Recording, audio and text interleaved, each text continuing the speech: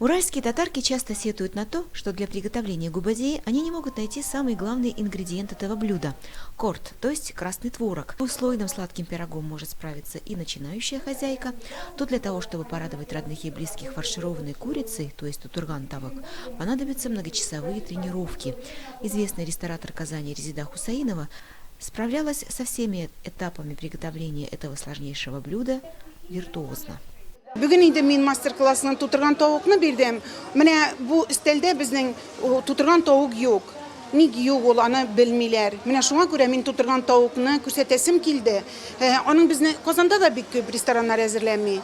Ol bitinde bizden ilegelikten kilgen tuturgan tavuk ebilerimiz, enilerimiz tuturgan. O vakitlerde eli gaz bulmagan kirasin kıkırıyında alar tavuk tuturganlar. Şuna göre biz bu rizikni anıtırga tiyiştigil. Присутствующие на мастер-классе могли только удивляться и восхищаться такой отточенной легкости рук своего кумира. ТНВ планетасынан біз гел қарайбыз. Основном мен қарайым передачаны тәмлі ошылар Резида ханымның передачасын. Ол гел яңы ризыклар пішіруін, яңы салатлар ішлеуін, аш суларының татарларының гел қарайбыз шул передачаны. Бик яратып қарайбыз. Әгер дә оны тобылып кетсек, іш шақытлары, име шақытлары болса, біз опалар білән гел бір-бірімізге зылайын етіп, шулай қарайбыз. И менің балаларым да бик яратып қарайлар, менің балаларым да бик нык яраталар пішіренерге. Почетная гостья из Казани также приняла участие в работе жюри 5-го фестиваля татарской кухни Свердловской области. Вместе с коллегами из екатеринбургских ресторанов ей пришлось продегустировать каждое блюдо конкурсантов.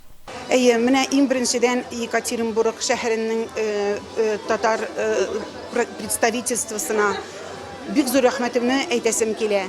Mene şunday zor merapriyatiye meni şakırıları bilen, men mında jüride da buldum.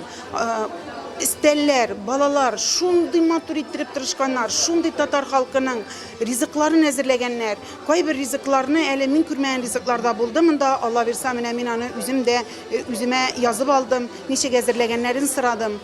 В подарок от известного ресторатора из Казани конкурсанты получили книгу «Там ли был сын?». Возможно, в следующем году участники фестиваля приготовят блюдо из нее.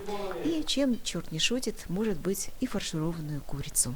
Альфия Габдушева, Юлай Нугуманов, ТНВ, Екатеринбург.